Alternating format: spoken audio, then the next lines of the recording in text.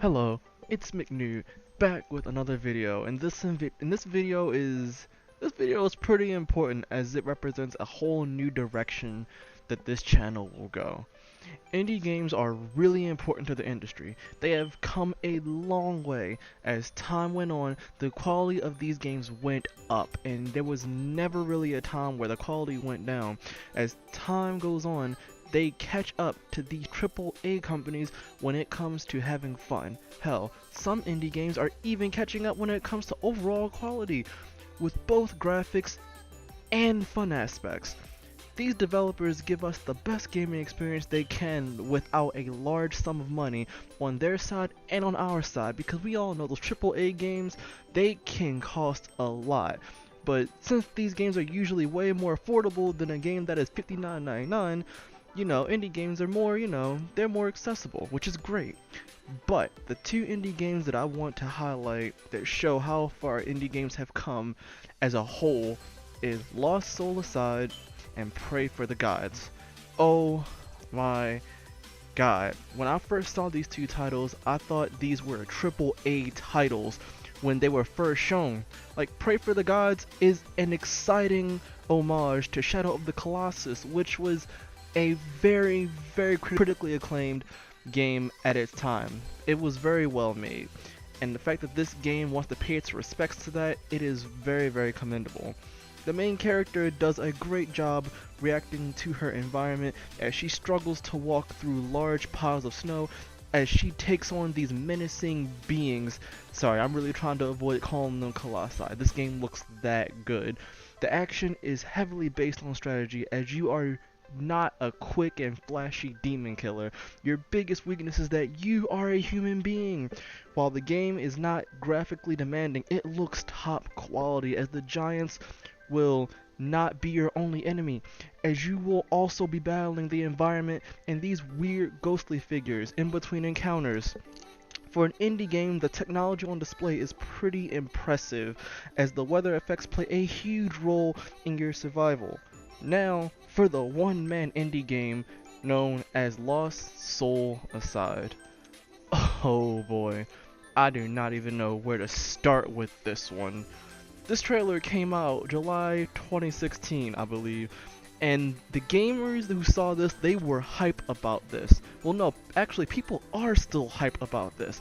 However, what sets this apart is that this is known as a one-man game, as in the creator himself made this single-handedly, which is really impressive. It shows how much one man's efforts can propel him when it comes to anything, really. This game looks as if Square Enix made this themselves or any other AAA company. The quality is that good. While it may not be the smoothest game at the moment, this is pretty damn impressive. It gets you thinking that one guy made all this, so what else is possible for the indie market?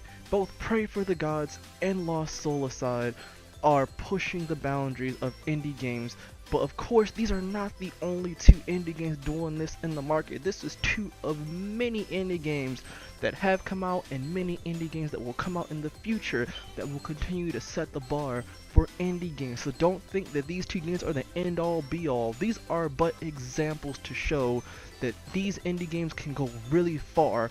Despite the quality, you can tell that having fun is in the forefront of what these two games are all about. Hell, that's what indie games are all about, having fun, because you don't play indie games all the time for the deep story.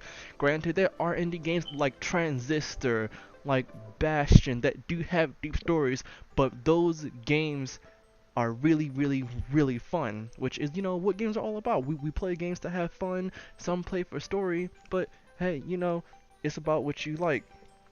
We should be excited for all the future indie titles that are coming in the future, but they will just keep continuing to get better and better. Now, the channel itself, alright, we got the two announcements out of the way.